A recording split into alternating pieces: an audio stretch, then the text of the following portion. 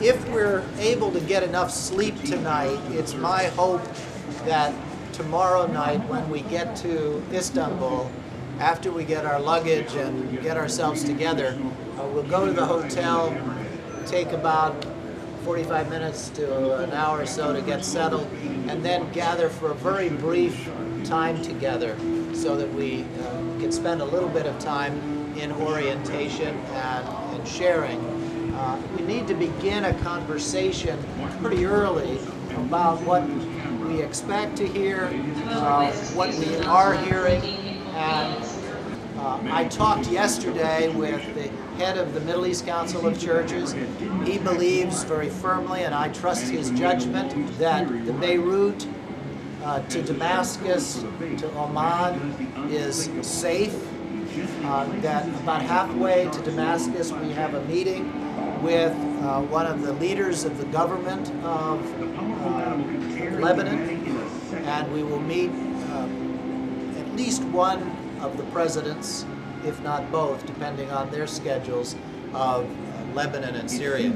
We're also working on a meeting, hopefully, with the King of Jordan, and hope that that will take place either Tuesday or Wednesday of next week as we begin to enter Israel. So all of us know that in both Lebanon and Syria there are issues dealing with the shelling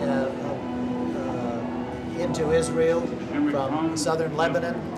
We know of other issues and relationships between the Palestinian communities there in Lebanon and Syria, so it's important for us to make that journey. I've also been in contact yesterday with Bishop Unan in Jerusalem, and he also has assured us that not only is this the appropriate time to come, but the church leaders there are hungry for us to come. The one interesting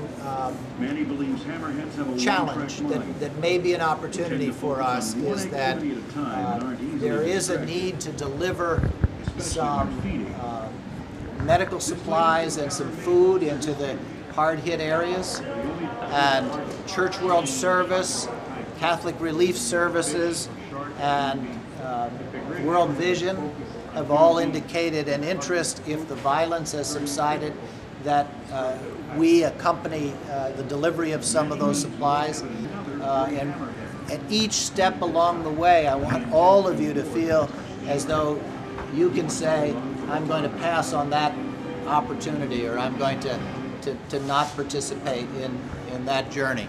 We're not going to do anything that we're going to deliberately put ourselves at risk. And we're going to try to be as cautious as possible. When we get into each meeting, we'll designate one of us as the lead person. For example, when we meet with the Ecumenical Patriarch, Eleni is the appropriate lead person because of her leadership in the Greek Orthodox Church. When we get into some of the government meetings, I probably will be a little louder and more vocal than normal. I think it would be appropriate for us to worship together as we see fit, and also pray together throughout the journey, and pray with our colleagues in the region as we go.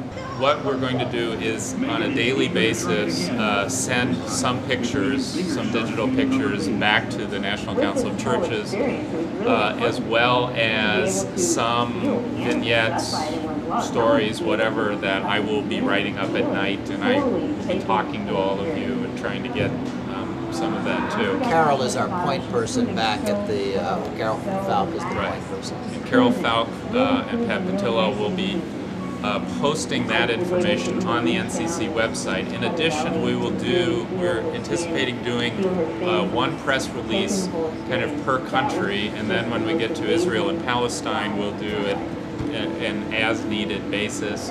And I'm sure that all of us are extremely aware of the fact that we need to be as careful as possible till we conclude our journey, because any misstep or misstatement or misrepresentation anywhere along the way on any issue could very well preclude our ever being able to meet with certain people and even going to certain countries along the way. So I know that we're going to be very, very aware of that.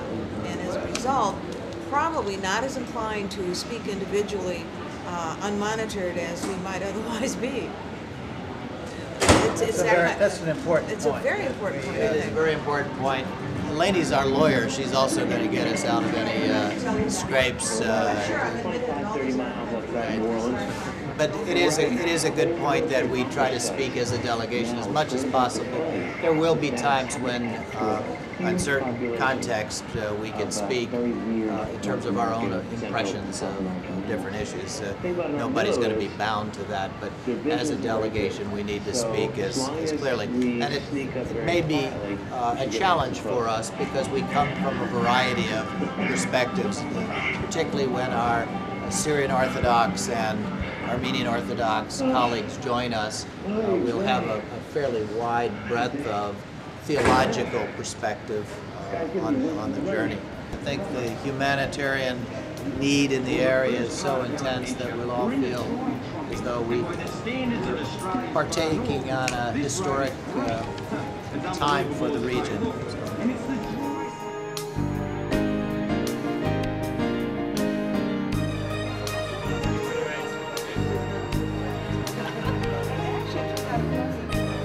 I guess when you're in charge of the directions and we're just the cattle that are being moved along.